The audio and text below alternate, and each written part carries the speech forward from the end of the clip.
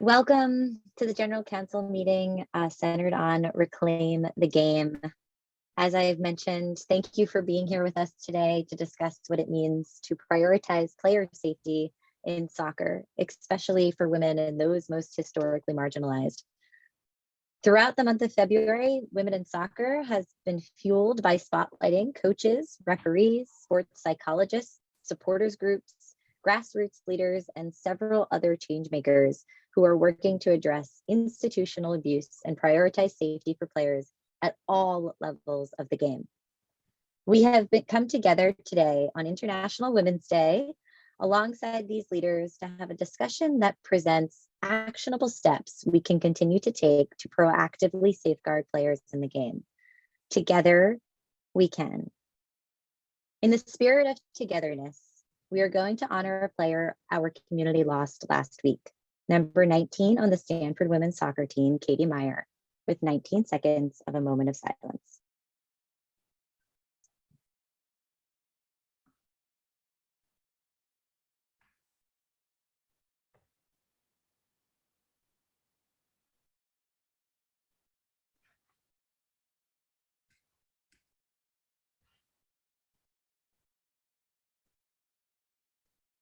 Thank you. Now I will go through our agenda, which we will be diving into for today after I am done giving an intro of Reclaim the Game. We will hear from Lisa Bontasumi with a word on mental health, excuse me. Then we will hear from Kim Shore around safe sport at large, what it means to prioritize safety, player safety in sport. Matthew Hall, a big impetus for us launching this campaign, joining us from The Guardian, will discuss a brief discussion of years of dismantling abuse and a resource for victims and survivors. We will then hear from how to be a fan and take action at the highest level from Meredith Bartley with the Washington Spirit Squadron players supporters group, excuse me. Following Meredith, we will hear about the player safety at the highest level and what it means to dedicate resources to this exactly, with the likes of Robert Hunter and Bryn Sebring speaking to their opportunities with Racing Louisville, and also celebrating the news from Chicago Red Stars and their programming and resources they've dedicated to players. Then we will hear from Lambda Rising Soccer and Portland Community Football Club on what starting in the youth game means when we consider Reclaim the Game. How we can support ourselves and others through mentorship will be guided and discussed by Candace Fabry. And last, but certainly not least, we will hear from Christina Uncle on what Reclaim the Game means to referees. Before I hand it off to Lisa, we encourage participation and feedback throughout the event. Submit your questions in the chat. Please raise your hand if you'd like to speak directly, as I mentioned, but we really want this to be a proactive, interactive discussion. We always encourage you to consider your lens. We will add a link to our inclusion tips, as always, when joining a Women in Soccer programming initiative. We want everyone to understand the lens in which they're bringing to the table and interact with that in mind. A special thank you to all of you for showing up today to prioritize a safer soccer community. A special thank you to our leaders proactively working each day to prioritize player safety. And a special thank you to our content specialist, Pip Penman, who took the utmost care in delivering these 5 stories that we presented in the last month. Lisa, I'll hand it to you. And when I do, I will ask you, alongside all of our other leaders that will be speaking with us today, to consider 2 questions that have already come in prior to the meeting. How do we ensure that the only way to create change is not solely through survivors speaking up? And how can we reclaim the game if minorities aren't receiving the equity that they need to begin with? So just some high-level things that we want everyone to keep in mind. We also encourage participants to enter their answers and their thoughts in the chat as well. But Lisa, I will stop sharing my screen and I will hand it to you. Thank you so much, Rachel. I'm excited to be here with all of you. Honored to be invited to speak on this important day for so many reasons. Happy International Women's Day and being a part of this Reclaim the Game campaign. So thank you all. I I'm going to start off with a question, just like some participants already have posed and Rachel just read off, for you to think about during the day, throughout the day. It sounds like we have an amazing lineup of people with lots of value add and lots of experience to share. The question I have is, what does it mean to you to be a part of the creation of a safe, equitable, and inclusive sport industry? What does it mean to you specifically? We have to start with ourselves first, and then the conversation can grow. But if we can, as one of my mentors, Ken Hardy, says, we have to take our shirt off first and share where we're coming from and what our ideas are as we invite other people to participate. So when I think about safety, when Rachel asked me to join this, there were so many things that came to mind. Safety can be physical safety. It can be emotional safety, financial safety, safety in the workplace, the ability to express your gender safely, the ability to express your sexual orientation safely, your ethnicity, your race. How do we show up in our spaces where we can advocate for ourselves to be safe and the people around us to be safe? So as a therapist to athletes, a sport performance specialist, I'm taking the sort of mode of emotional, psychological safety. And that's where I'll be coming from for most of my time with you today. Safety is an environment that creates a safe place to be you, to express yourself authentically and honestly, to trust there will be no negative and or harmful consequences as a result. And when we pause and think about that, are you a part of an environment or an organization that allows for that? That you model safety and feel safe, advocate for those pieces, and anybody that you are supervising, anyone you are working with, anyone you bring up in your organization, are you doing everything you can to create safety? I think there's several points I want to make today that can help with that process. Education is one. Self-awareness is another. Boundary setting. And then support. I'll go into those each a little bit now.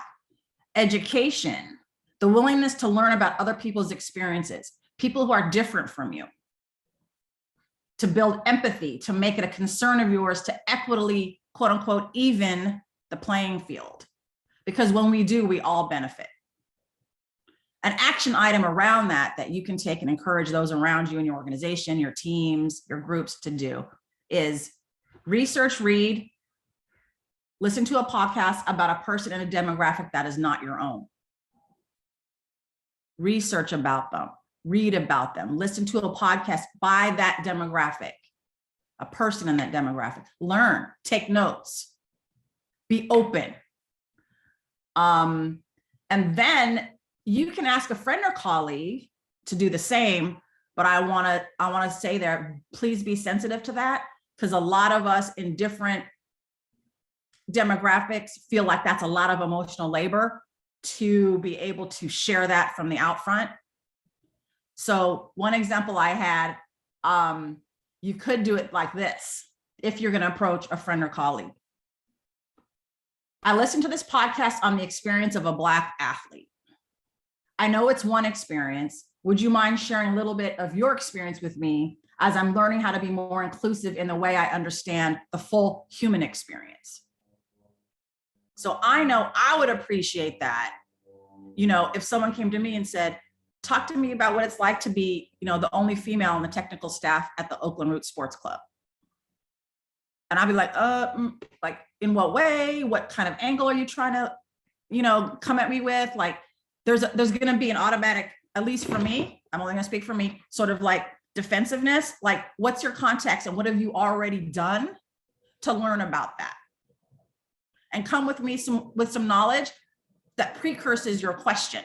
So I'm like, oh, okay, this person has done their homework. This person really wants to know. There's a genuine desire to connect.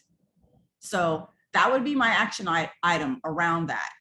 The sort of question was sort of formal, but it gives the person who you want to answer the question that sense that you really take it seriously and you've done your homework. So education is the first one. Self-awareness, it grows as you learn. So it's inevitable as you educate and engage in that process that you're going to grow in your awareness about other groups of people that are not your own. An action item there could be obtain a journal where you can reflect on the ways that you felt safe or unsafe that week or that day. Okay, it can be in your workplace, it can be at home. Write about it. Was it in a meeting? Was it on a phone call? The way someone spoke, the tone, the word choice, all matter. Sit with that and reflect. That's how you build self-awareness. You reflect, you learn, and then I would ask, write 2 ways you can commit to being a part of a safe space as a result of that reflection for yourself and or others in the coming day or week. That journal can become your roadmap, your safe place for yourself, for one, to express and reflect where you're coming from. And then that's not enough to do only that. It's to now act and do something different.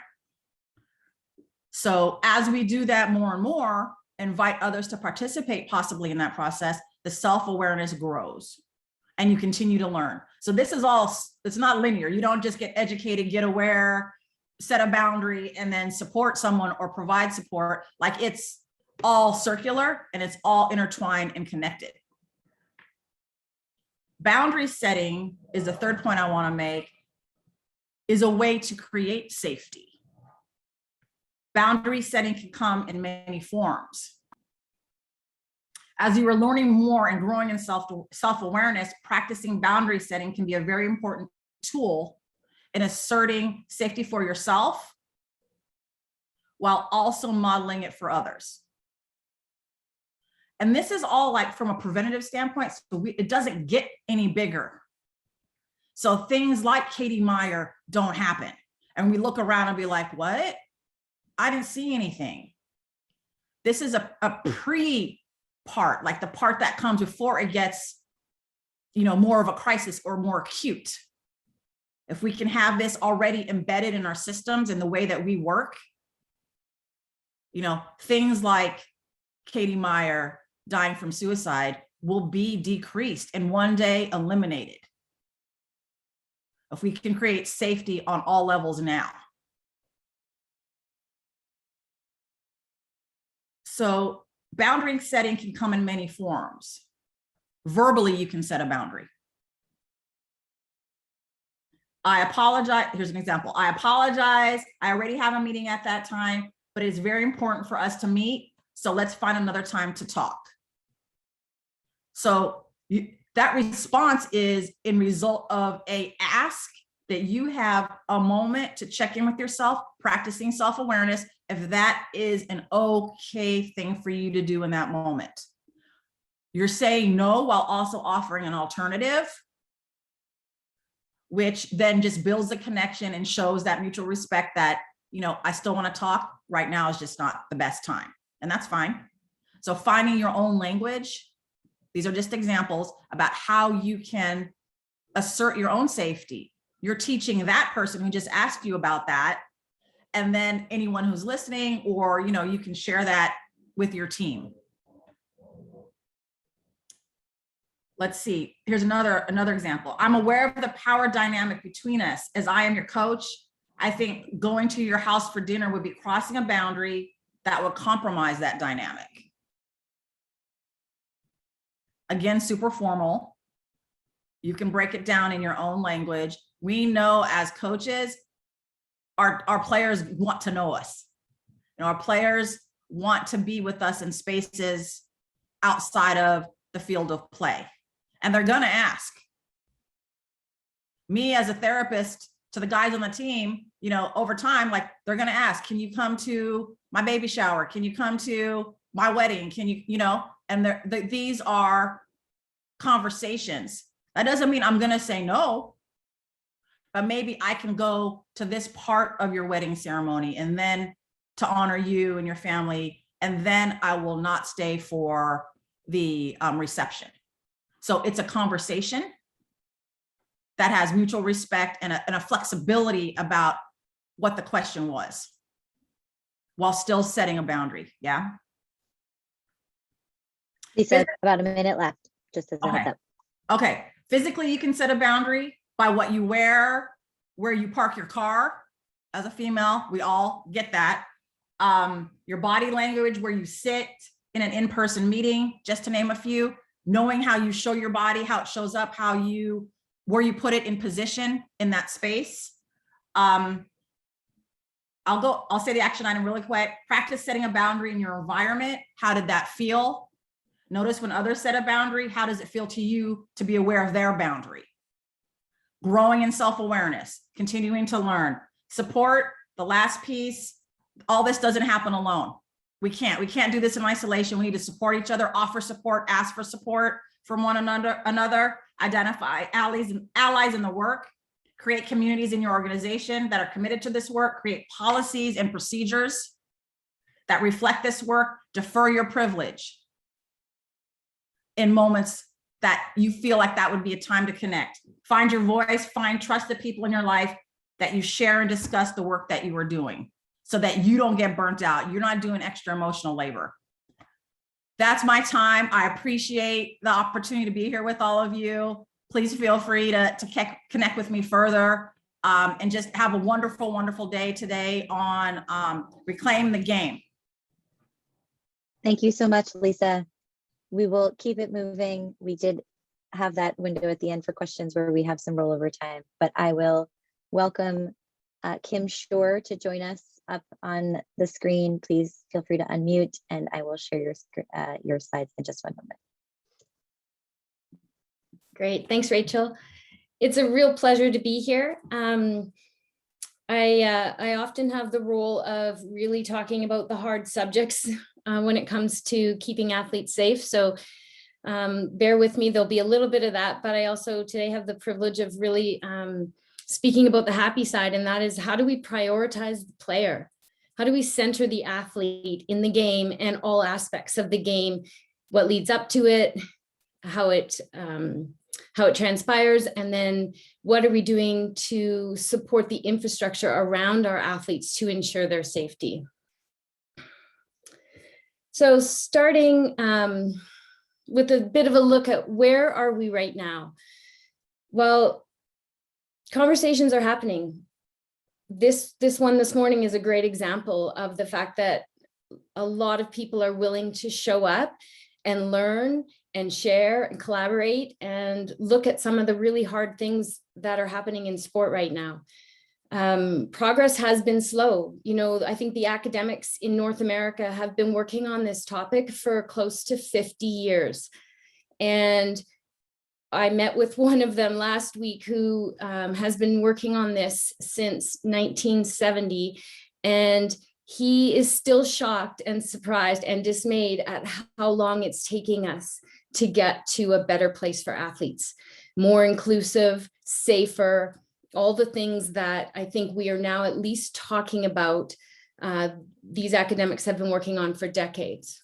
Social media is offering us new platforms, a new opportunity for the voice of the athlete to be heard, for the marginalized groups in society to speak up and speak out against and for what they need. And I really see a shift in the last couple of years with how our media outlets are recognizing their role as change agents. They have the platform, they have the reach, and now, thank goodness, and we'll hear later from one really key journalist, but you know, they're really recognizing that they have an opportunity here to help make change, to help make society safer. Who are the people or the groups that are still not on the playing field, I guess I could say? I think sport organizations in general, and I'm not including clubs in this definition at the moment, but the sport organizations above and beyond the clubs, the state groups, the provincial associations, depending on your country, the national sport organizations, they're still not really connected to what's happening on the field of play. I would argue, although conditions vary greatly from sport to sport and club to club, and athletes who come out of the same program can and will have vastly different experiences and may report very different treatment from their coaches, we still know for sure that in North America, sport is the only remaining youth-serving domain that is self-regulating and completely autonomous with regard to the safety of children and of course, youth athletes. So this leaves our young people really vulnerable to experiences of harassment and abuse. And sadly, behind every story of athlete abuse, there are an army of people whose decisions helped perpetuate that abuse. So when I think about what I call institutional complicity, I didn't coin that term. I think it's really effective in this scenario, though. Institutional complicity is the organizations who have the obligation to provide safe and inclusive environments in sport. And when they don't do that job, that is the complicity. So institutional complicity, it's like this tiny snowball that starts rolling down a hill. And it may start out as a mistake that the CEO of the organization didn't have the courage to fix. Like maybe he or she made a poor hiring decision, put an allegedly abusive coach in a national team coach position, doesn't listen to the feedback of the community or the athletes, and puts that person in a position of power. It gathers other enablers like the board of directors, the funding bodies who are really rather preoccupied with results. The snowball picks up more victims, often child athletes, and it grows so big and so dangerous that it wipes out whatever is in its path at the base. So it starts out as a small mistake that doesn't get rectified because the person in power doesn't have the courage to address their own mistake. It grows bigger and bigger as it rolls down the hill, and it becomes really destructive to the culture, destructive to the children, destructive to the young adult athletes, to the whole fabric of the sport. The other people I don't see coming to the table enough is law enforcement. And they, of course, are impacted by the system and the restraints that they work under, but there is a massive lack of recognition for anything other than sexual abuse. And sexual abuse is still almost impossible to get a conviction on, but at least it's recognized by our penal codes as being criminal.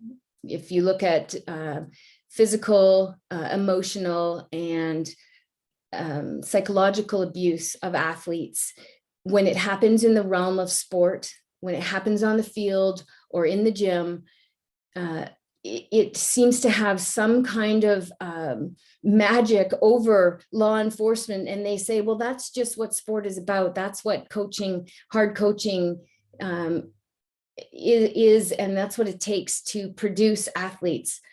So I'd like to see law enforcement at the table, because it's not the athlete's job to stop abuse, but the institutional failure to address, investigate, and criminalize this type of abuse is leaving our young people very vulnerable. The sport funding bodies need to spend more time on the field of play. They are very much intertwined with the sport organization. And it seems to many of us that the only measure our funding bodies use when allocating funds is the medal count or success in as measured by a performance outcome. You know, they really need to get creative with other metrics of success, like participation, club stability, you know, teams and individuals not shifting from one club to another, a record of safety.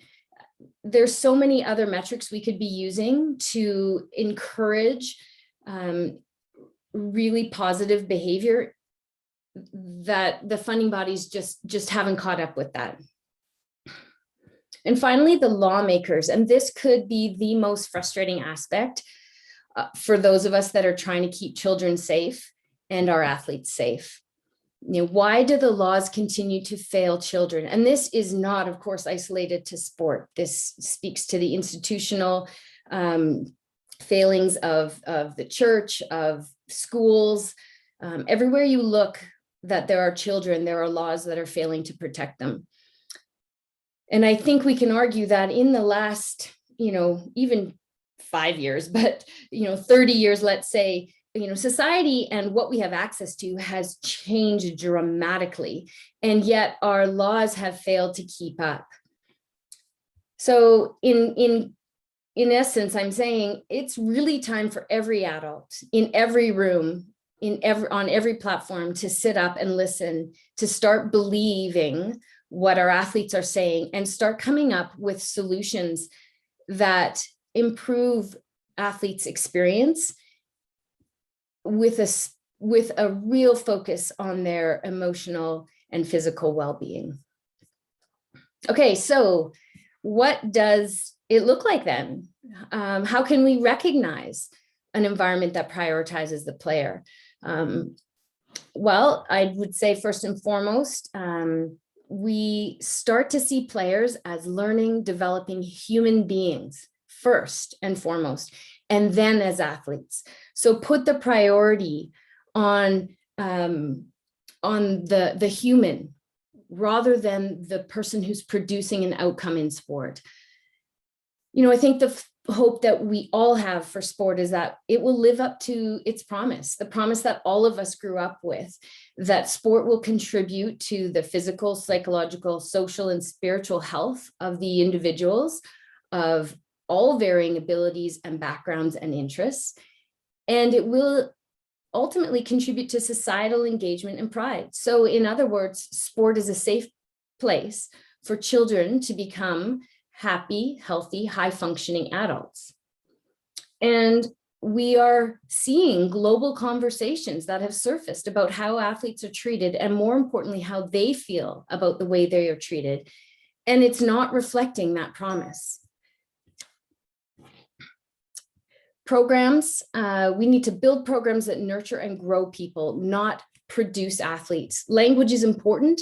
We need to, as the adults in the room, be really cognizant of what words we're using that might make athletes sound like commodities. We don't want to dehumanize or disconnect athletes from their safety by using that kind of language. Cultivating a love of sport. So worry about the love of sport being solid before we start worrying about winning. I think the hyper focus on winning can really jeopardize the joy of playing from the athletes. The intensity of a win at all cost mentality doesn't correlate positively with longevity in sport or mental and physical well-being of players. Fourth, everyone involved in the game does so in service of the athlete. So every decision should come back to the question, is this in the best interest of the child or the athlete? We need to look critically at every sport norm. We are so entrenched in our sport thinking that it is sometimes really hard to take the blinders off, but we need to learn to recognize the language of abusers and the actions of enablers. We need to fight the narrative that those with lived experience aren't valuable in generating solutions. I'm so tired of people saying that that person had an axe to grind and that's why they are coming forward or pushing back. No, lived experience offers really valuable insight into where we need to improve as a sport culture. Playing through injury, that's the hero of the game. I think we need to rethink that. Always ask, what is the cost? Give voice to players. Parents and coaches, keep strengthening the voices of your athletes. They need to decide how far, how much, and how hard they will push, because the journey belongs to the athlete. We also need to build cultures that normalize feedback and education for parents, for coaches, for referees. We're all evolving and learning. These are new spaces. We are making new demands of people to think much more broadly than they have ever thought. And we need education, and they deserve the grace and the opportunity to improve, to listen and to ask for help when they need. We need to all be upstanders. We need to be willing to act when we see a problem. We need to be willing to intervene, not just to stand by and watch. And I guess lastly, I would say that we all need to get good at making amends. It's okay to make mistakes, but we also need to know how to apologize. If anyone is interested, I think one of the best things I've ever seen is The Apology by Ava Ensler, and you can just Google that. She has a TED Talk on it. It's so effective in what makes for a really good apology. So if you make a mistake with a child, if you lose your temper and you say things you know aren't productive or aren't fair, apologize for it. And Thank you so much, Kim. You're welcome.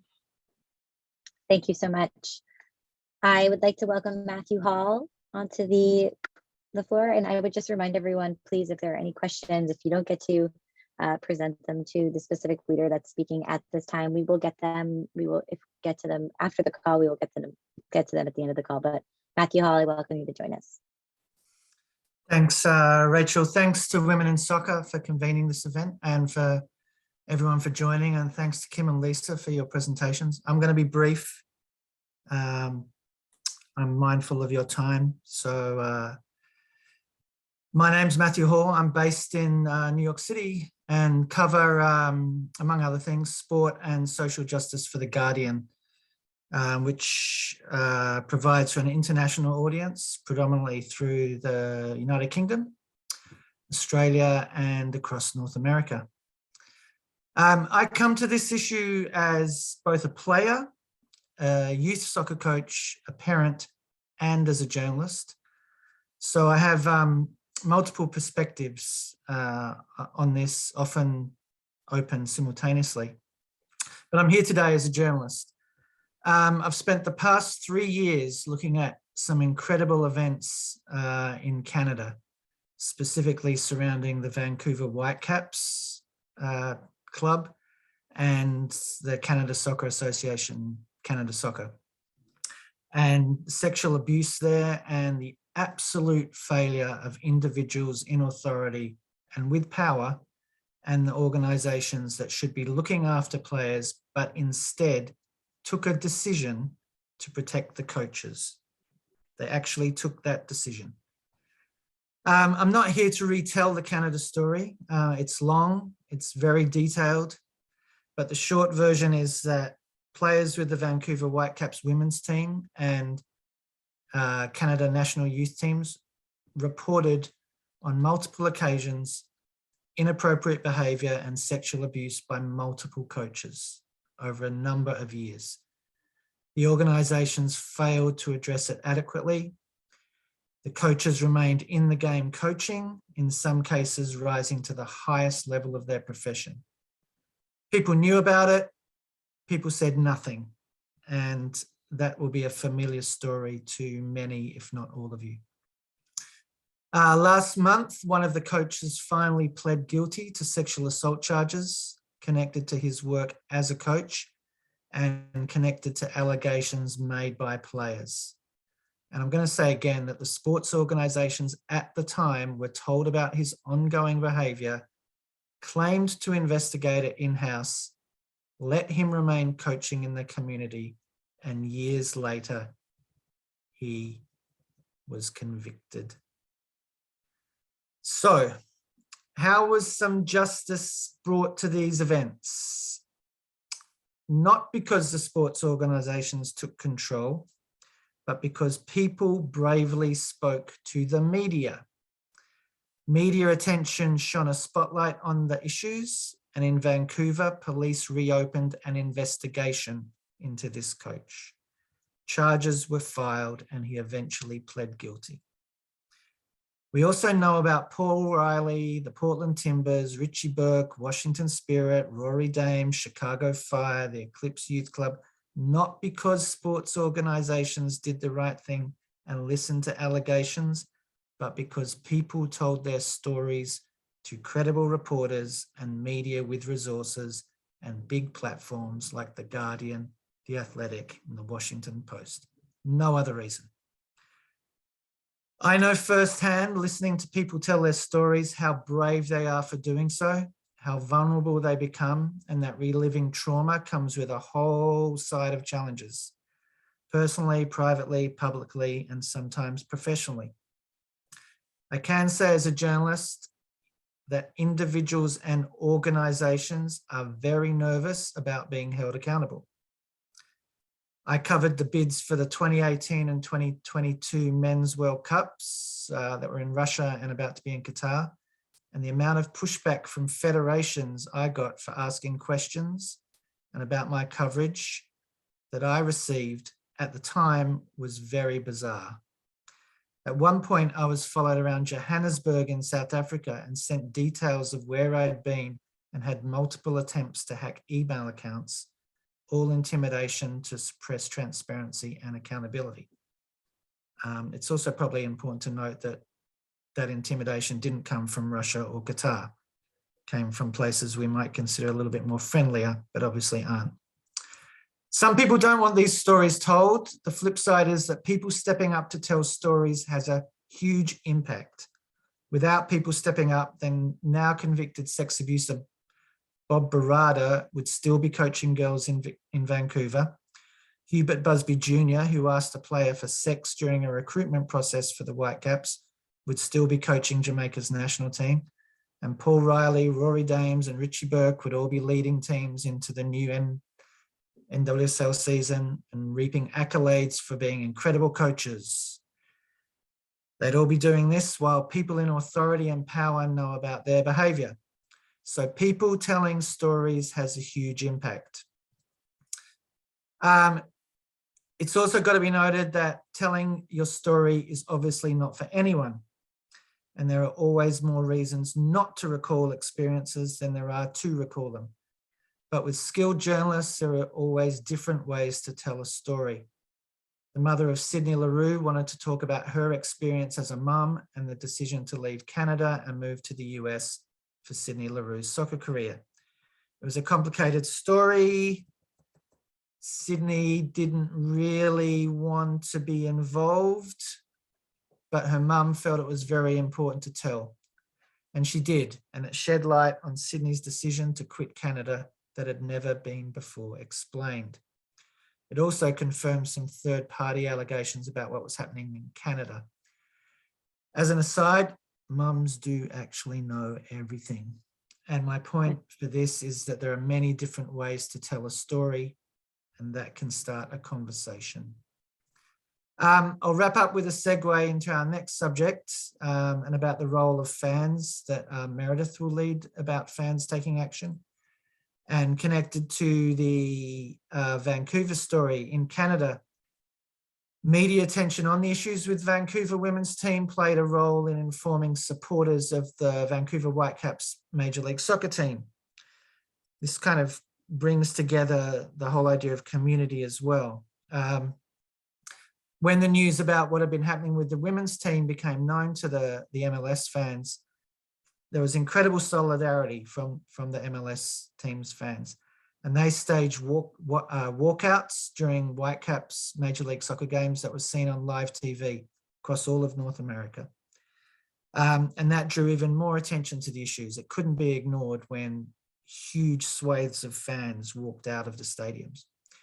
It was perfect synergy between a media spotlight, fan solidarity and action, and it forced the Whitecaps into finally addressing the issues, not adequately, but that's another story.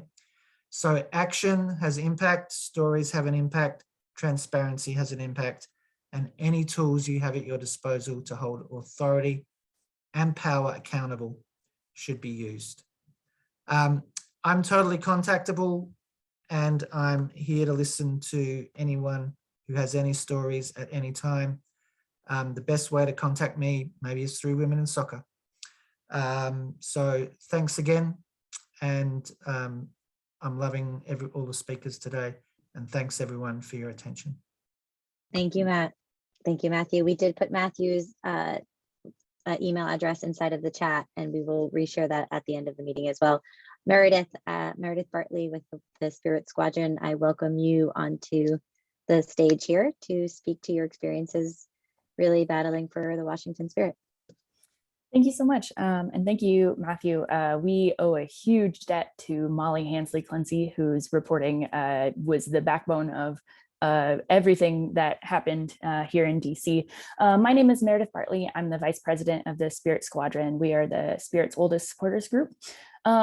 I want to start by saying, we have had a happy ending. We have Michelle Kang as the owner and a championship to boot.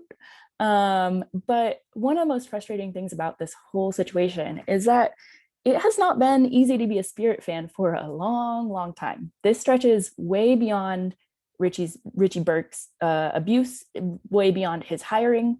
The squadron's been through it. We were here at Jim Gabarra's clown school. We watched the championship that never happened. That's 2016. Did you know they canceled it that year? We saw Bill Lynch trade away the captains and backbones of our team for nothing without fanfare because they were gay and a little bit too outspoken. So when the news broke this last summer that our greatest fears were confirmed, Richie Burke was a racist, abusive asshole. Can I say that on here? Sorry. You're okay. Okay. He was being protected by a good old boys club. It had rotted the organization from the inside, and it was finally our last nerve. It's hard to say if it would have cut so deeply if it hadn't been for the deep, deep betrayal of the team, letting him go on administrative leave, quietly trying to protect him. We definitely would have been slower to get to the realization that like the fish rots from the head. It was time for Steve Baldwin to go. I don't remember exactly what started it, but all of a sudden it was pretty clear.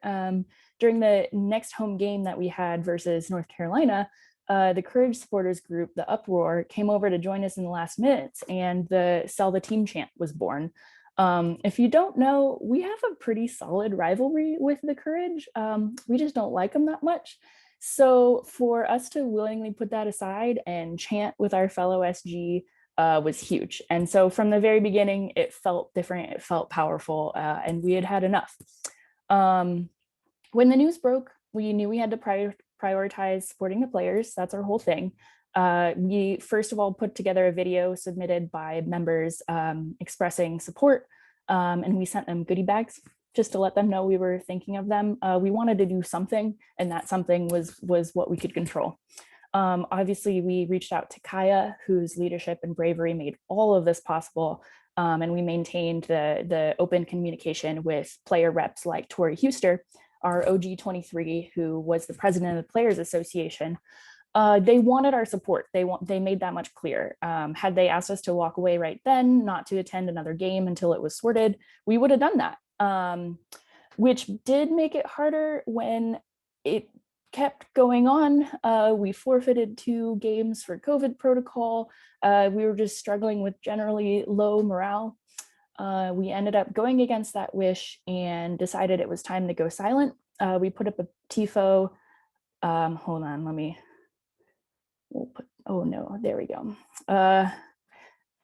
Can you hear us now? Big black letters. And we sat and watched the game. And we clapped at appropriate times, but it was the strangest game I've ever been to because all we did was watch. So again, the team wasn't happy with that decision, but we had to do something. It was impossible to keep going, and it felt like the right decision because it did get people talking. We had local press show up who had never been to a game, suddenly wanting to interview Angie and Doug, who had been really spearheading all of that. And it came with renewed energy to really fight back beyond the chance. Going silent was a turning point.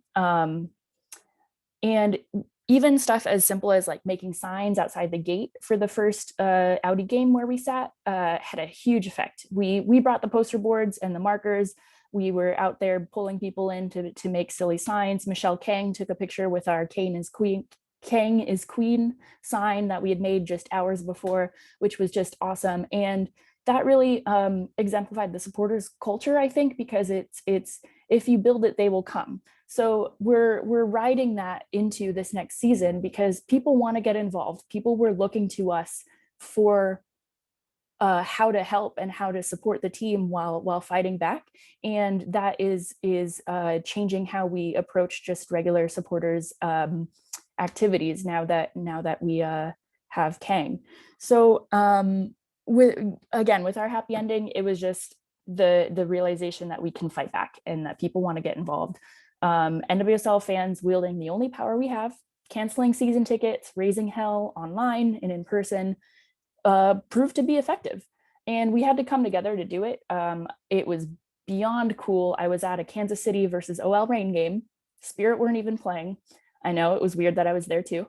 And there was a Sell the Team tifo. Sell the Team Steve tifo hanging from the Kansas City supporters section. Amazing. I love this quote from Molly Hensley Clancy, again, the backbone of all of this, and this article announcing the actual sale of the team. She says, the bulk of the investors involved in Kang's group were initially brought to the Spirit by Baldwin, but the investors' view changed during the protracted and very public struggle for control of the club. That's us. That's us making so much of a fuss that investors that Baldwin had in his pocket suddenly saw the money and the support hemorrhaging and changed teams. So look out, Arnhem, Merritt, anyone else harboring abusers, refusing to yield. We're coming for you next. Thank you. Meredith, what a powerful sentiment. Thank you so much for being here. And thank you to all of you for bearing with us. I know our agenda is a little bit off, but we're doing our best. There's too much good content here to really want to cut anyone off too soon. I'd like to welcome Bryn Sebring and Robert Hunter II up to speak to what it means to reclaim the game at the highest level by dedicating really specific resources to players. Bryn and Robert. Hi guys. Amazing, Meredith, first of all. That was fantastic. Really proud of you guys. I watched that unfold and it was awesome to see. I promise there are good people at the club level. And I actually had the great privilege to be the National Women's Soccer League's first ever director of player experience. That's a role I held last season at Racing Louisville. It was accumulation of 5 years in the NWSL, where I started out my first 4 with OL Reign or Reign FC or Seattle Reign FC. Went through all of those name changes while I was there. And I started just entry-level event director role and grew over 2 years to become their associate general manager, where I was in control over all pieces of their business, as well as managing their players, their travel, their team administration. And through that role, I really found out that 1, I loved supporting players, and 2, there was such a need for a position dedicated only to supporting players at the club level that had 0 other influences, no coaching decisions to be made, no contract decisions to be made, purely just focusing on supporting players and their needs. I actually think I know nothing about soccer. I don't know how to play. It's hard for me to follow a game. I understand a goal is good. But I actually think that serves me really well in that position, because players know that I have 0 understanding of if they did well in training, if they had a bad game. Like, I don't know that. All I know is who they are as people, and can support them that way. So after 4 years at Reign, Racing Louisville was starting as an expansion team, and they really seemed like they were doing things right. So I reached out to them and pitched this idea of having a director of player experience, someone that was exclusively dedicated to players, and especially I think in a market like Louisville, where not everyone is probably beating down the doors to play there when you've got a Southern California market. I really thought they needed something that set them apart and made players want to play there. And so I kind of pitched it in two different ways. One, that this is the right thing to do, like for players as people. This is just like a human, like moral of the story, like just the right thing to do. But of course it is a business. So I had to kind of craft my argument as to why it would give Racing Louisville competitive advantage as well. And that was really built around the idea that NWSL is moving towards free agency, and the newly passed CBA has expanded that. So now they're really going to get free agency next year. And as NWSL gets free agency, and even without free agency, especially players like U.S. women's national team players that play within the league, have a lot of influence on where they can play. They can't necessarily reach out, there's like the rules, but then like beneath those rules, players definitely can exert influence on where they want to play. And in order to get good talent and keep good talent, you need to have a good reputation and you need to treat your players well, is my view of it. So Racing, to their great credit, said, awesome, let's do it. And that is how the Director of Player Experience position was formed, which I am happy to say now more teams are following in racing suits, and even like Washington Spirit now has a Director of Player Experience. So there's several other clubs in the league that now have Directors of Player Experience. And one of the first, and definitely my proudest achievement while with Racing, was a partnership that Racing Louisville and the Kentucky Fertility Institute put together to support our players. And it really started by amazing Dr. Robert Hunter reaching out to me and seeing a need and offering his help. So I just wanted to turn it over to Dr. Hunter to talk about how that came to be from his side. Maybe I can jump in at the end and just talk about how I got our executives to get on board, but really mainly it was Dr. Robert Hunter, who's incredible, innovative leader in this industry. So I'm so proud to work on this deal with him. Well, thank you, Bran, too kind. I'm Robert Hunter. I'm a physician in Louisville, Kentucky. Practice reproductive endocrinology. So I'm very much not a soccer expert by any means, but definitely know fertility well. And I guess I can be brief, but I think just to kind of underscore some of the themes that have already been mentioned on sharing your story. I think largely the partnership that Bryn and I built was based from some other players from another sport sharing their story. And so Sue Bird and Brianna Stewart, who are WNBA players in Seattle, had been very vocal with a fertility preservation journey a few years ago that I had seen. And I guess when I became aware of Bryn coming to Louisville to join the team here, just, gears started turning, and this just seemed like, well, why don't we, create something new. Let's put something here that's tangible for the players. This is a new team. They need something to help them, stand out, give them an edge forward or whatever. And so I reached out to Bryn, and I think our first conversation, just can we make this happen? Is this something that players would be interested in? And it just very, very quickly went to yeah. I mean, like how do we implement it? And I think it's just something that since then it was very easy. It was not a lot of investment from my part. I think you just had the right team of people working together towards a shared goal that saw the value in this, and that includes players, of course. It was something they were excited about, and since then I think it's one of those examples where we've kind of raised a bar here that racing's got something that at least for 4 months, no other team had. And so it's kind of making other teams in the league, question the way they're treating their players. Is this something that now has, given racing a leg up? And I was so pleased that just a week or two ago, Chicago has announced they're doing the same thing. I think it's something we've put pressure on everybody else to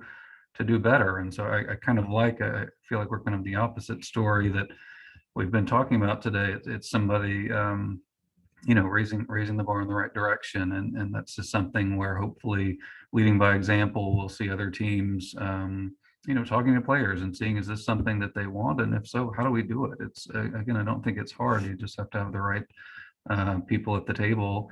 And I certainly share Bren's enthusiasm. It's been just such a rewarding thing to be a part of. Just having as a doctor that typically spends all my time indoors looking at ultrasounds and fetuses and things. Just to be on national media and have just the type of attention it's generated has just been, so rewarding. And it's been such a thrill to do this and hopefully, help a, group of people, both here. And I guess we should probably take a little bit of credit for Chicago, right? They'll never meet those players, but hopefully some of them will achieve the family goals that they want to have because of what we started here locally. So, I don't know. I think just cheers to sharing your story, and hopefully that's a way we can influence change down the road.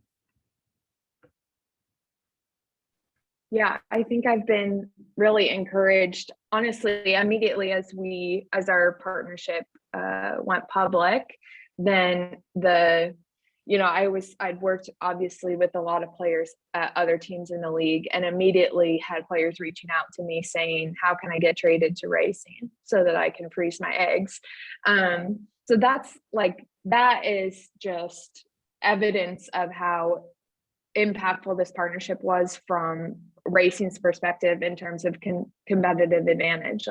Racing was offering a program that at that time no other team had access to, and I'm thrilled that other teams are following suit. But even I think 3 days after we announced the program, Becky Sauerbrunn, prominent U.S. Women's National Team player, talked about it on a podcast. And I don't think prior to that, Becky Sauerbrunn had ever talked, one, about Racing Louisville, or two, about fertility. So it just opened a door for racing, and I think just the fertility health conversation in general, at a higher level for this population.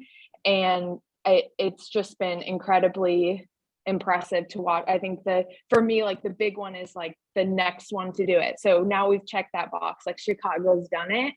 And now I really believe it's just a matter of time before every team does a partnership, or the league mandates and does some sort of national partnership that every player has access to services like this.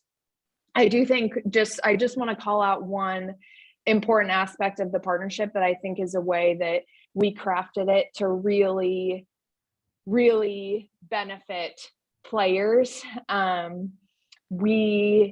We committed to Racing and Kentucky Fertility Institute covering storage fees for players, even if they were traded or retired away from Racing Louisville. So we didn't want to do something where they were able to freeze their eggs and then traded 2 months later, and now they're stuck with storage fees that they can't pay on their salaries. So I think just those small details in our partnership really makes it something that is of the most benefit to the player, and just shows that the partnership was really crafted with players in mind. And again, to get executives to sign off of it, obviously the competitive advantage, all of those things, those are great carrots to dangle in front of people to get them to say yes. But really the bulk of this partnership was just to do the right thing by the players. Bryn, Dr. Hunter, thank you so much. That is clearly trailblazing and setting some incredible marks for the industry, for the league. Thank you for all that you've done. Thank you for your time with us today. As always, a reminder, anyone with any questions, don't hesitate to add them into the chat. We welcome the feedback. I'd like to welcome Lambda Rising Soccer founder Yavi Valdez and Portland Community Football Club founder Cage Letner to join us up on the stage to speak to what it means to reclaim the game starting at the youth level.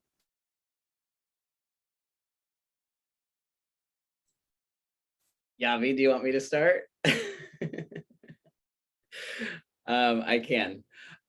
It's nice to see you all. This conversation is amazing. I've just been scribbling down notes, all sorts of things to talk about, but I'll keep it brief because I know we're behind on schedule. So I'm the founding executive director of Portland Community Football Club. We're in the Portland, Oregon area.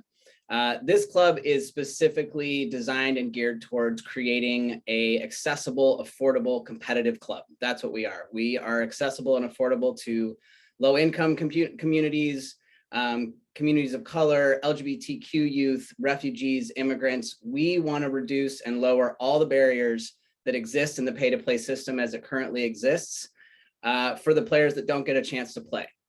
That's not just funding. That's not just making it affordable. It's $50 a season for kids to play with us. That's not the only thing that keeps kids out of the game. It's also about, we give them free uniforms, free home and away kits. All of our kits now have this very large LGBTQ and trans pride flag on here. That's a huge thing. We are the only club in Portland, Oregon as a youth side to say we are an open, accepting place for the LGBTQ community, kids, coaches, families. But it's also about making sure we have a culture where players and families from the non-white, non-dominant culture can come in and feel welcomed, accepted, heard, brave spaces for them to be themselves, like we've been talking about today. And that comes from the people who work with us. We have a Latina mom of 3 who has kids in our club. She's our program manager for the Family Services program. We have a Black man who's grew up in Portland, Oregon, playing in the competitive system as our coaching programs manager. I'm a queer trans person who's very out in the club. We are representing in our leadership the people who are also serving, and so that it's not just talking heads saying, here we are being inclusive and supportive of these communities, but we have people here with that lived experience and those stories and those missions to push forward right here within our leadership. So when it comes to reclaiming the game, the one thing I want to highlight about our club, beyond all those things that we're doing, we're also offering wraparound services to our kids. That comes in nutritional support, financial support for families and microloans, social service support for referrals out to social services. I have a background in social work. And so we're wrapping services around these families and these kids to create a space where it's not just about winning. Back to Lisa's point and earlier, we are not focused on the winning first. We are focused on what is best for the athlete. That even means, where do they play in our club? They don't play based on, you're just this age, you identify as a girl. We have all co-ed teams. That means players come into our club and we say, what's your playing ability? What's your athleticism? What's your drive? Where do you want to play? What's going to be best for your playing development? We'll put you on this team. That, I think, is a new and revolutionary way of looking at competitive youth soccer. And it allows for kids to have development that works for them and looks at them as a whole athlete and as a whole human, and not just as, this is your age, this is your gender, this is where you have to play. So we're pushing back against all those sport norms in every way that we can. And Yavi, I know you're doing a lot in your corner of the world as well. So I'll hand it back over to you and talk about your club. Thanks so much, everybody. All right. Thank you, Cage. That was awesome. So my name is Chavi Valdez. Pronouns are she, her. So I started Lambda Rising Soccer based off of a need. My background is, yes, coaching in youth soccer, but I'm also a queer woman of color. I am a parent. I am one of the admins for the San Diego Queer Moms group. I'm also very good friends with the San Diego Gay Dads group. So we did a lot of joint things together, a lot of events, and people knowing I'm a soccer person would always come up to me, hey, where should I put my kid? Where should my kid play soccer? And I would refer them out to various different programs around the area. There's a lot to choose from in San Diego. But then after a while, it's like, you know what? Those kids, yes, they will go to these programs, but then they will also be the kid with the token gay parents or the token queer families, and won't be surrounded by other families that look like them, that they felt this safety when we would do those joint groups with the queer moms and the gay dads groups. So I said, okay, I have this experience in youth soccer coaching. Why don't I create something that now these kids can come in? They are obviously accepted, whether they are LGBTQ plus or not, or just in the ally community. But then they are also surrounded by families that look like theirs. And they get to connect with different families. So I've created this whole system where, yes, it's very recreational. So, the goal is bring kids in, help them fall in love with the game, and keep them playing as long as possible. And so to do that, we have licensed professional coaching. But along with the youth side, I also started some adult pickup soccer for the LGBTQ plus community. That it then grew. It grew from 4-on-4 to we've now outgrown our space. We're getting between 20, 24, 30 players coming out to play. And it's, again, completely recreational. Everyone's welcome, all skill levels.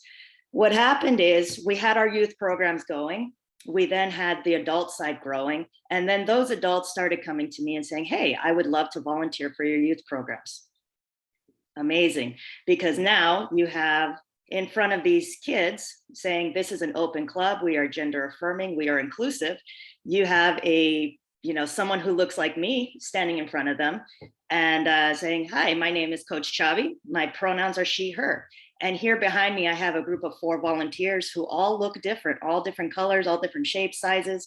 And this is Coach so-and-so, their pronouns are they, them. All that means is, hey, where's Coach Inez? They are over there. That's all that means. So then explaining from 3 and 4, ages 3 and 4 on up to typically the oldest kid we get is around 10, 11, explaining to them, hi, I'm Coach Chavi. My pronouns are she, her. All that means is, where's Coach Chavi? She is over there. So, whenever we're talking to you, I said, hey, where's Brian? Where's Susie? Where's so-and-so? Then they start getting the introduction to pronouns. And I do have some kids that it changes week to week.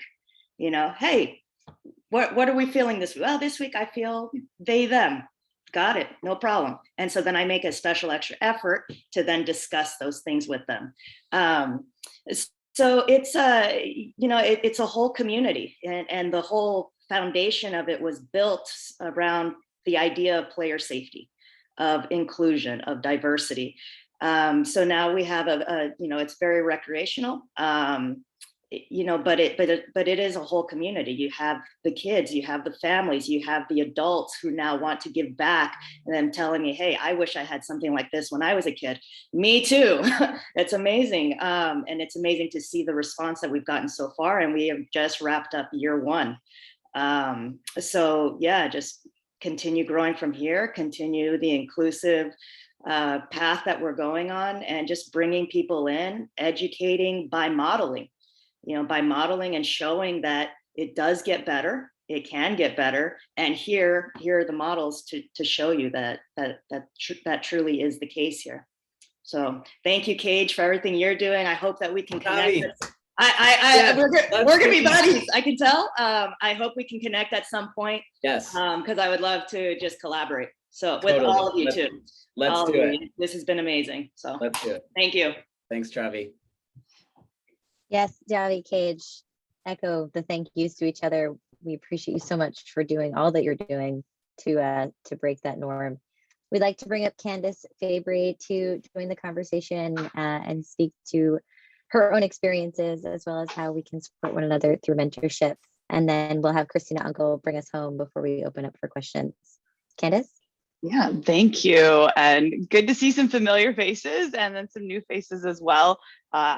I have the great privilege from Rachel, Courtney, and Pip to host the quarterly Coffee and Progress here at Women in Soccer. And so if you haven't joined us yet for one of the Women in Soccer Coffee and Progresses, make sure you find kind of that June timeframe, I think is when we're thinking the second one is coming up.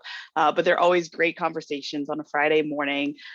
Honestly, drinking some coffee or tea or whatever beverage you're feeling that day, and always circling in a conversation that is aimed at making progress in some topic or area that is relevant to all of us in the game.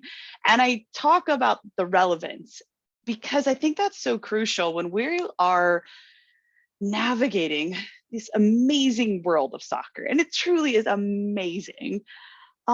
It can have some massive hiccups and obstacles and challenges. And so most of us have had that. And one of the pieces of my story, the day that I went from playing to coaching, literally the day I commit to saying I will stay at the university and become a coach, is the day that my head coach, now turned boss, throws me into a coat closet and sexually assaults me. And I'm lost. I am uncertain to what this whole world of coaching is about. And that is literally my introduction to it. And it took a very long time for me to figure out my why. I had a lot of challenges in understanding if this was for me or what motives or what and why this happens. And finding fantastic mentors is a huge reason I was in this game still, and I still am today.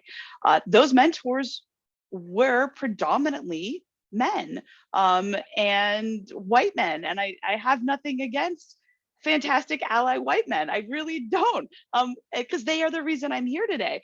But there's also these challenges that we face. When I looked around and I was trying to find just someone, man, woman, non-binary, anyone who was open about being sexually assaulted in this game, it was really hard. It was really, really hard. And I felt isolated. I felt alone. I felt shame for what had happened to me. I felt if I told anyone, I would be messy. Who wants to hire the messy girl, right? And so there was a lot of pieces and parts to me that I had a long journey to accept who I was as a coach, who I am as a person, who I am now as a mother, who I am now as a partner and spouse. And so these things are things that when I looked around and started to, several years ago, figure out why am I still here? Because there were so many times I wanted to quit. So many times I wanted to quit. Why am I still here today? Why am I a head coach now of a NAIA women's soccer program in Kansas City? Why am I right now a coaching educator teaching an all-female D license in Kansas City, which is an awesome experience? Why am I sitting in front of you fine folks and having a voice and understanding what can be done? And why have I now founded Fearless and Capable, a mentorship program? Because I had people that I found relatability. I found people that challenged me. I found people that came alongside and helped me with how I reflected on what's happened to me, and then helped me and guided me on making a decision I could own.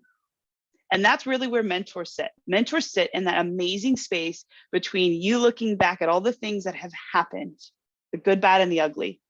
And then they help and they guide, they give resources, they give support, they challenge you on those reflections, because you have some decisions to make forward. It could be the next job. It could be the next identity that you're ready to bring forth and show your true self. It could be the decision maybe to bring a child into your life, and how do you become coach and mom?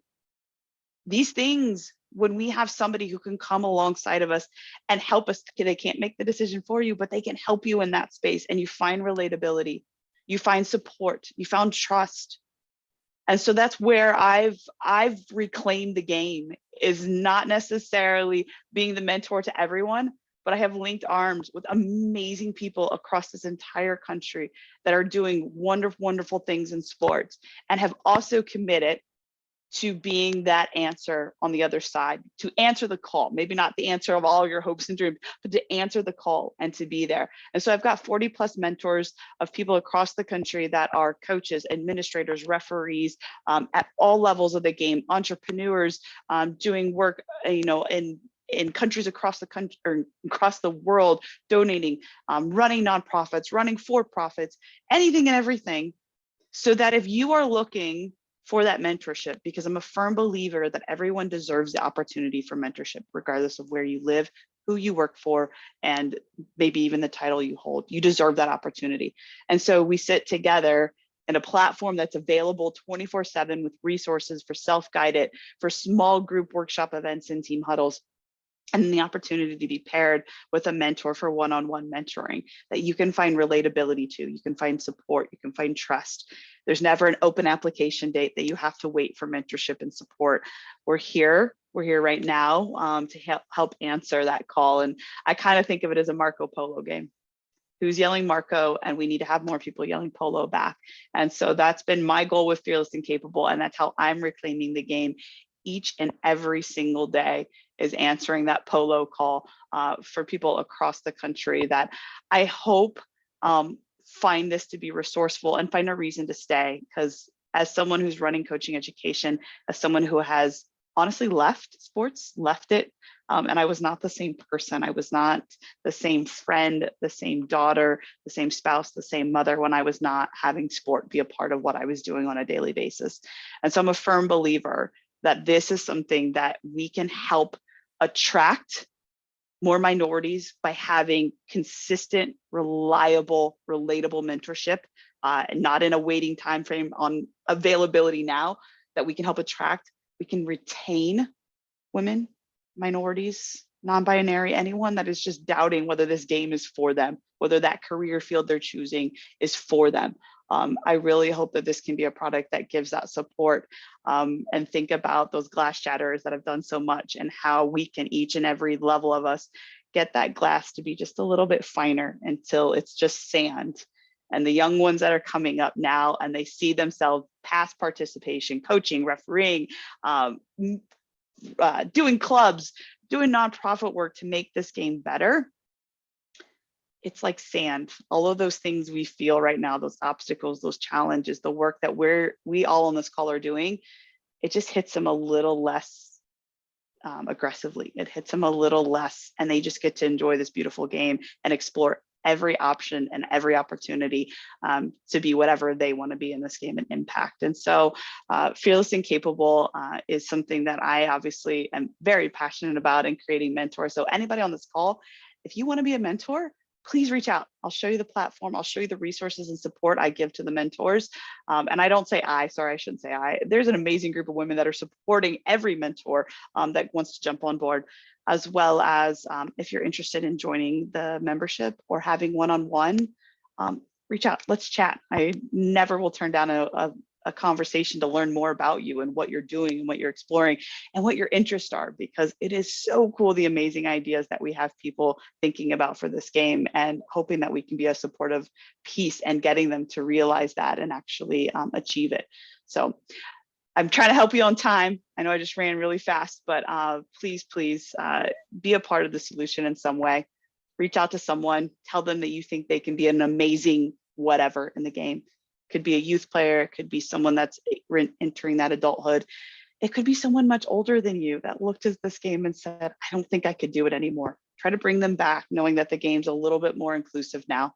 It's a little bit more supportive, and hopefully we can find it to be a little bit better for tomorrow. So thank you, Rachel. Thank you, Pip. Thank you, Courtney, for creating an amazing organization that I help promote anybody I know in soccer to come join, and then two, allowing me to come in and talk about how I'm reclaiming the game with Fearless and Capable. Candace, you're incredible. Thank you so much. We love how you reclaim the game. We're so happy to have you here. And we were so excited to bring up Christina Uncle last, and certainly not least, to speak to what it means as a referee to reclaim the game. And Christina, please take it away. Yeah, thanks, Rachel. One, it's been very inspiring to hear you all speak about, yes, the game, players, coaches, and many of you guys have mentioned referees. And so we are what I would call the third team. There are 3 teams on this field. You cannot have a soccer game, or at least a certified or sanctioned soccer game, or one of meaning, without the referee team on that. And we are the ones that are typically overlooked. You guys all, not you guys, but generally, right, our soccer population, our football population rolls its eyes when we talk about the referees. And there's 2 different components of it. And one thing I love to emphasize when I have the opportunity, which is why I transferred over from being a FIFA official to doing the TV and journalism work that I do, and maybe that's because of my advocacy training, is that I saw such a huge void in this area. One, personally experiencing it myself, but secondly, also realizing that there was no opportunity and there wasn't many efforts, if little to none, that were bridging the gap between what I would call the 4 pillars of soccer, right? We have players, coaches, fans, and then referees. And what is always forgotten is that 4th pillar is the referees, but yet there's no bridge to it. I had sat in plenty of US soccer meetings, plenty of state administration meetings where, we were always said, well, the referee world just does its thing over there, which completely misses the whole point when we're talking about player safety. Right. I recently just gave a TED talk on this, and I can't wait for it to be released, about effectively that in and of itself is where in the medical industry, we talk about them taking the Hippocratic oath, which is do no harm. Here in our referee world, we have a very, very high burden and ethical responsibility to the game, not just as the judges and the administrators in determining whether something is a foul or not a foul, but most importantly, our number one thing, if you ask any entry-level referee course, if you've taken one, is safety of the players. That is something that is overlooked all the time, right? Everyone always says, is it yellow, is it red? Ultimately, the reason why there's yellow and red cards and misconduct in the first place is to ensure the safety of the players. And when I officiate, especially when I officiated back then, I said, hey, this was always your guys' field. I get the best front row seat. I get to watch what you guys do day in and day out. I get to see you guys play hard, put it all in there, put your effort and your work in. And my only responsibility in this game is to make sure you guys don't hurt each other, kill each other, and at the same time ensuring I get corner kick and goal kick right, because those are always one of the hottest contested points, right? Or penalty in and out. That's another one that's always an issue. But I just want to say thank you for this opportunity space, because I really, one thing that has become set in my heart, and I think kind of Candace just hit it on the head, where people, and other people have mentioned it too, where they said they wish they had something like this when they were growing up. And so where I've transitioned from being on the pitch at the international level to transitioning to a little bit more of an administrative advocate role for referees is at the same time my role in life right now, or my season in life, is to be that person that I needed when I was a referee up and coming. And so when we talk about officials, right, I think many of you guys might have already heard about the number of referee abuse. You see it on a continual basis as down from the grassroots level, which is unfortunately very common. And unfortunately, those are minors that parents and coaches and players are refereeing under the age of 18. And in Florida, that is a 3rd-degree felony if there is referee abuse. If there's referee assault, which is obviously hitting as opposed to just verbally abusing a minor, which just blows my mind that we are allowing people to abuse minors, but all the way up to the highest level. When we talk about professional sports, and it's essentially creating that mindset in our sports world that it is okay to abuse the officials. It is okay to verbally abuse. And maybe that's someone's weekend release, right? Maybe it's okay to quote unquote throw something at an official instead of a team. At the end of the day, it's not okay. And so trying to change that cycle and that mentality is going to be a full effort of not just my side and the referee side, but it's going to require the other 3 parts of the legs, the players, the coaches, and the fans, to understand that. And now more than ever, if people didn't understand that before, or just said, oh, that sucks, let's move on, it doesn't impact. Well, now it is impacting it on a weekly basis, every week. And now that I've taken a new role with Florida soccer referees, and I'm now the administrator for this state of officials, which we have 4,000 officials. In our heyday, we used to have 7,000 officials. And the reality is we need at least 10,000 officials to cover all our games here in Florida. As we all know, and as you all know, soccer is growing, football is growing here in the United States. The numbers of teams are increasing, and the number of officials are going the other way. So I'm almost about to release an article for The Athletic, and it's basically the economics of a soccer officiating and where the game is growing. We are not modernizing, evolving. So I sit here and I plead with you guys a bit to continue to be our advocates and our champions, and to bring this awareness to others of not just the referee abuse itself, but one thing that I am working on and focusing on is it's twofold: referee abuse by our sports society on officials, but more importantly, and what is overlooked, and this is kind of where it kind of comes a little bit more, is our referee ecosystem is what I'm coining it, is how even within our industry, which is obviously always overlooked, that there's a lot of harm and toxic culture within our referee industry. Where I say soccer is a beautiful game and it's the world's game and it's accessible to everyone.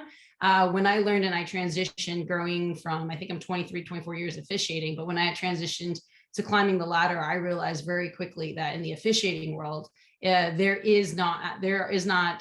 are plenty of barriers. It's not a lack of barriers. It is not accessible to everyone and anyone, especially when you start climbing the ranks, which is very mind-blowing considering we need officials, not just a body on the game, but we also need qualified officials so that we can ensure the safety of the players. So I don't want to disrespect everyone's time here, and I know this is a bigger topic on it, but those are the two that I am addressing with your guys' help, is the referee abuse on it, because those are the things I can't control necessarily. But what I am controlling from my side, or at least working and advocating for on my side, and right now, we're just a point of sexy talk right now, in the sense of people advocating and campaigning for positions, saying, oh, I'll take care of the referee shortage and crisis issue. And every time I've reached out to someone who said that, I've gotten no response back. So it's been very, you know, we're not just a talking point. We're not just a buzz point. The reality is we need to fix our referee culture within our industry. We need to make it accessible for all. We need to reduce the barriers to become an official and become a qualified official, so that we can service this game, and this beautiful game, which majority of us started refereeing because we love playing the game. And it was, at least when I graduated college after playing collegiate soccer, there was no women's professional soccer. WPS had just folded. So there was no NWSL. And that's how I transitioned into continuing to play the game, by being on the field and being at the highest levels with international teams and players. So help me, help you, help all of us fix our game and our beautiful game, reclaim the game, especially in the referee industry. Well, I need more light and awareness and shyness on the fact that we do have a very toxic culture within our industry, which is also contributing and compounding to this referee crisis issue. So love to answer any questions.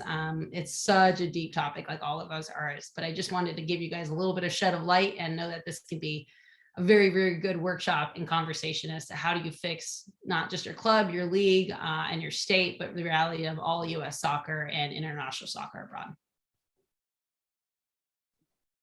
Christina, what an incredible way to close the speaking portion of this event, right? Changing the game abroad, not just solely here. It really does take all of these building blocks, each of these individual pieces, each of these voices, and the communities that they are supporting and that are surrounding them.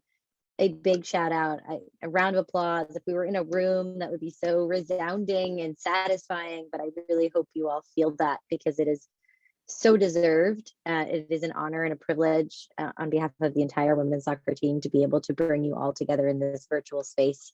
And again, thank you everyone that has been on this line listening in. We want to give everyone the time to bring questions to the forefront for any of our speakers that are still on the line. We will do our best to field any questions for the likes of Meredith or Bryn or anyone that had to leave the call for their work day. But please, now is an open window for that type of dialogue and that type of conversation. I think I will. Oh, there's one hand that's raised in the participants here. Everett, Everett, we're going to welcome Everett Watford to ask your question aloud. Go ahead, Everett. Hi, yes, Everett. My pronouns are he, him, and his. Appreciate everyone hearing from all the speakers today. My question was a more follow-up on Matthew, but anyone else that wants to chime in, feel free. You mentioned that I think it was the Whitecaps, they didn't do enough in terms of changing their organization. What do you think, organizations, teams, and clubs need to do to change, to prevent these things, or, stop them at a really early stage from, progressing into a big issue? Thanks for the question, Everett. It's not really my place to say what organizations should do beyond recognizing with authenticity reports from players about abusive coaches. Specifically in the Vancouver Whitecaps, they ignored players' reports, players' claims, players' allegations. These all disappeared into the ether. They hired what they termed an independent investigation that was totally ineffectual and investigated nothing. And when there was evidence about this particular coach, having done what he would later be convicted of doing, they allowed him to leave quietly and continue coaching younger girls in the community. So maybe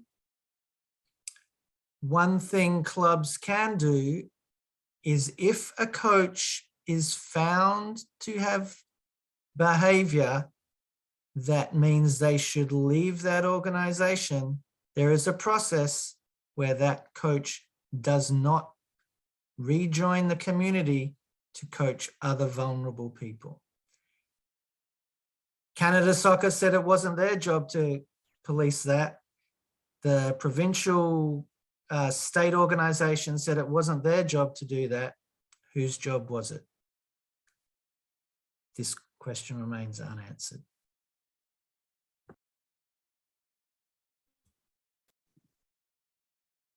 Thank you, Everett. If anyone else wanted to add anything, piggyback on that question is still unanswered. I think that from this conversation, Kim, I think I saw you unmute. Kim, if you wanted to jump in.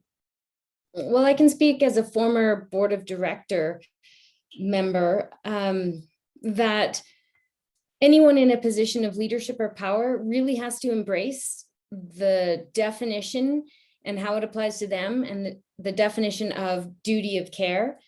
And I personally have had experience going to the top leader in an organization and saying, we have a real problem here. We have all these allegations that we're not responding to. And this senior sport leader said to me, oh, whoa, we're not going to be a policing agency. And I was somewhat flabbergasted. And I said, I'm not even suggesting we be a policing agency. I'm suggesting we step into our duty of care. And if not us, or if not you, and if not us as the board of directors, then who? These children are looking to us, and these young people are looking to us as the people in positions of power to make this place safe for them. And so, I guess to go back to Everett's question, we need to only allow people in positions of power who have maybe signed off on, a declaration of trust that they will step into their duty of care. Anything less than that, and we're not serving our athletes, and we're not even serving the sport. Thank you, Kim. Rachel, can I just briefly add to that and to what Kim just said?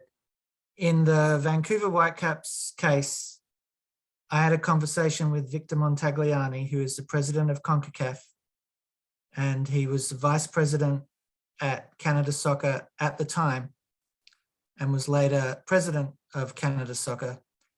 He said that Canada Soccer took the allegations seriously at the time. That's very debatable, especially as this coach was allowed back into the community, and 10 years later, he was convicted of sexual assault against the players.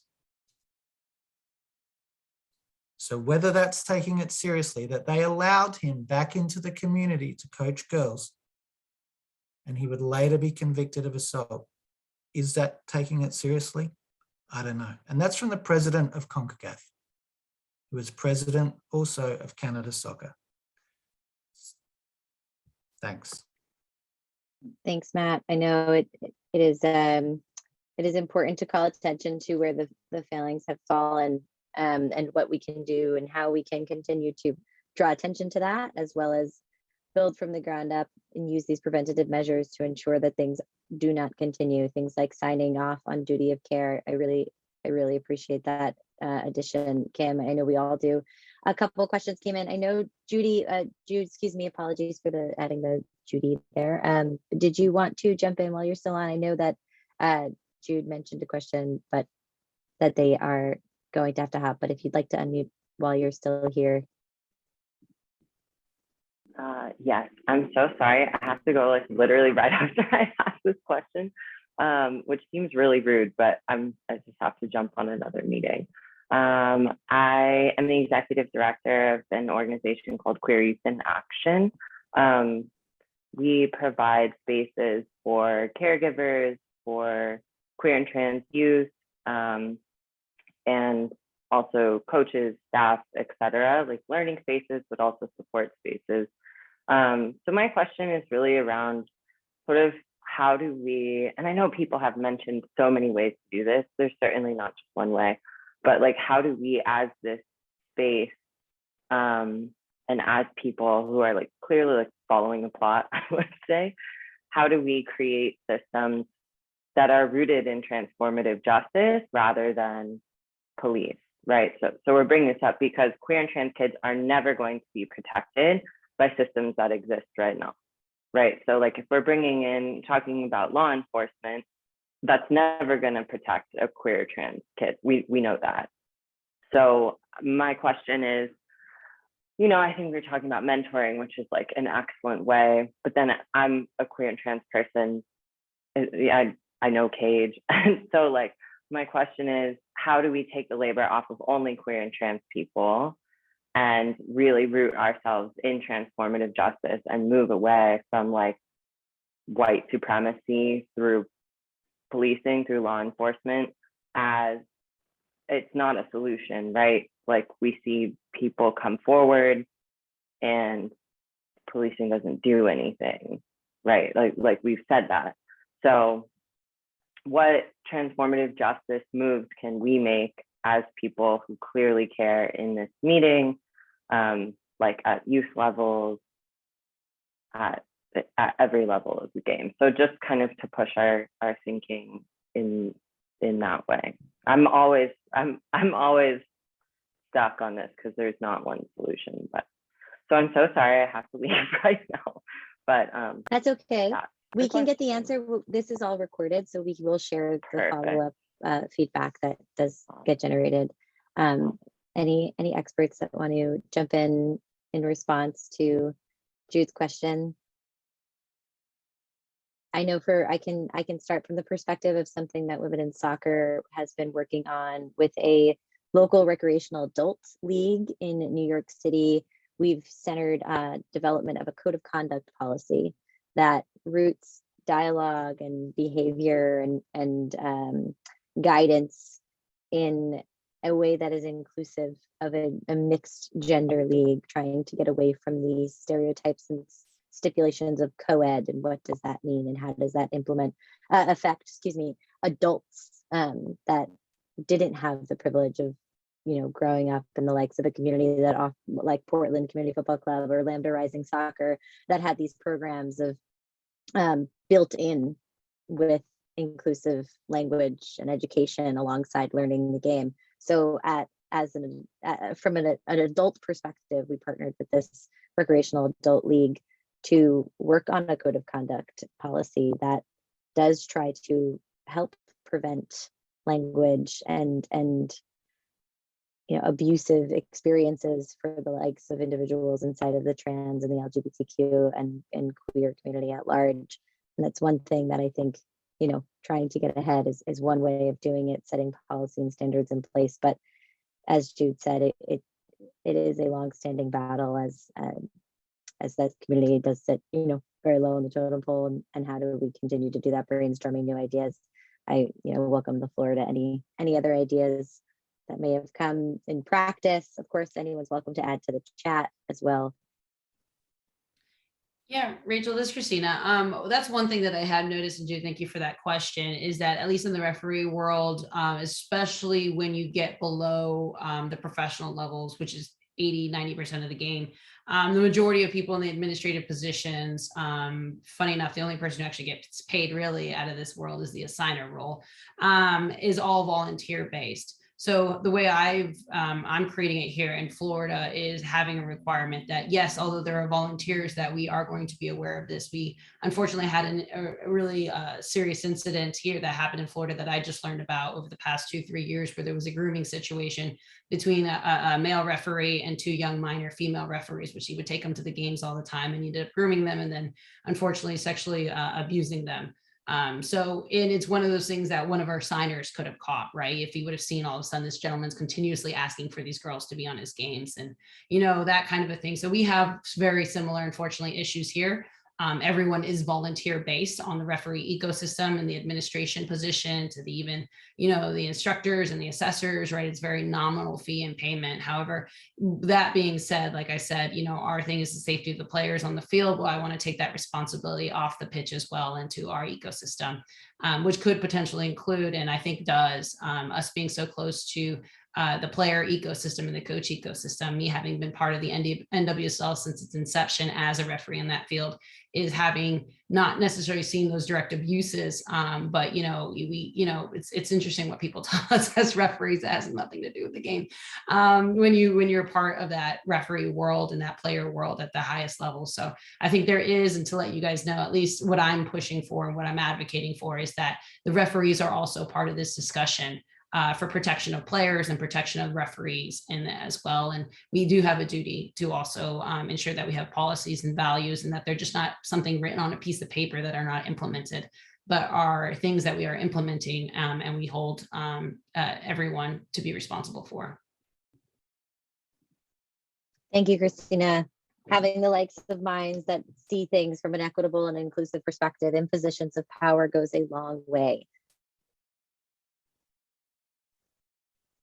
Any other questions? We have about 4 more minutes allocated to the call. Thank you again. We know these aren't easy conversations. These aren't easy topics to cover. Lisa Montesumi with the Oakland Roots started us off, with a clear awareness of taking care of ourselves, knowing your self-awareness, set your boundaries, do the things that you need to garner your support, to feel safe. You have to start with yourselves. Everyone does really hard work day in and day out in this space. And on this call, we can attest to that. Not everyone. We wish everyone did. So please give yourself the time that you need after a call like this to take a breath before you go into your next meeting. Your mental well-being is important in order to continue onward in the work that you're doing day in and day out. So we just want to share that as a reminder. And Women in Soccer is here as a resource to help field questions, to help point and connect you to the likes of experts in these spaces. Everyone on this line that has spoken to you, they're willing to have another conversation where and when possible. So we will do our best to disperse their information, the resources that we've discussed throughout today. It doesn't stop today. I think this is the start of many conversations, we hope, and we will be sure to keep you all in the loop on what that means for Reclaim the Game. I will give one more pause if there are any other final words or final questions.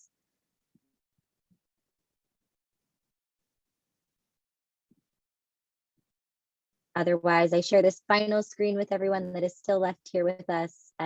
Please use your QR code, power with your phone, scan this, and continue joining us in sharing what it means to reclaim the game in your own communities, in your own ecosystems. Together we can. Thank you so much and have a great rest of your International Women's Day.